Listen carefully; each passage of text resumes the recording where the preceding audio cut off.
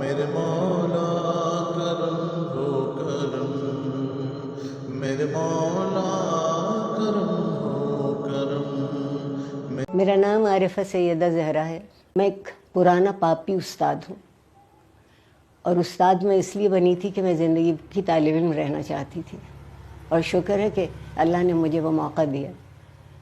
اور میرا یہ یقین ہے کہ قرآن سچا ہے اور پروردگار نے کسی کو کسی سے کمتر نہیں پیدا کیا۔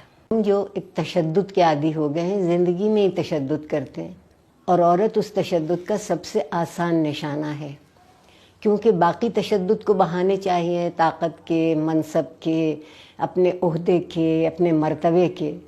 عورت پہ تشدد کرنے کے لیے صرف مرد ہونا کافی ہے، چاہے وہ کہیں بھی ہو۔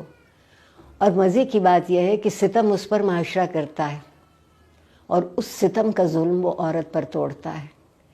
سوال ہے عزت کا۔ اگر آپ اپنے ساتھ کے جینے والے کو برابر کی عزت دیں گے، کچھ احترام دے سکیں گے، اس کو بھی حسن سلوک کے قابل جانیں گے، صرف ظلم کے سلوک کے قابل نہ جانیں گے، تو معاشرہ کہیں بہتر ہو سکتا ہے۔ لیکن اس کی امید کم اس لیے نظر آتی ہے کہ ہمارے ہاں سنگین رویے پختہ ہوتے جاتے ہیں۔ ہمارے ہاں تشدد زبان سے لے کے احساس تک پہنچا ہے، اور ایک یہ جو عجیب قسم کا کھوکھلا سا احساس برتری ہے ہم کو، وہ کسی صورت جینے نہیں دیتا۔ ہم کسی کو اپنے برابر نہیں جانتے، ہر کوئی ہم سے کم ہے۔ اور مجھے افسوس ہے کہ وہ جو زندگی میں آپ کے ساتھ قدم ملا کے کھڑی ہے، آپ کی ذمہ داریوں کا بوجھ اپنے کندھوں پر لیے کھڑی ہے، اور صرف ذمہ داریوں کا بوجھ نہیں، پورے معاشرے کی خواہشوں کا بوجھ عورت کے کندھے پر ہے۔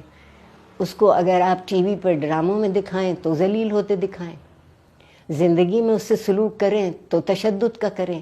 میرے نزدیک سب سے برا تشدد یہ ہے کہ آپ کسی کی عزت نہ کر سکیں، اور جب عزت نہیں کرتے تو نہ زبان پر لگام رہتی ہے، نہ ہاتھ رکتے ہیں۔ اور جب پاسے حیا ختم ہو جائے، ہم نے سوچا ہے حیا صرف عورتوں کے لیے ہے۔ حیا تو اس رویے کا نام ہے جو زندگی کو احترام سے دیکھتا ہے۔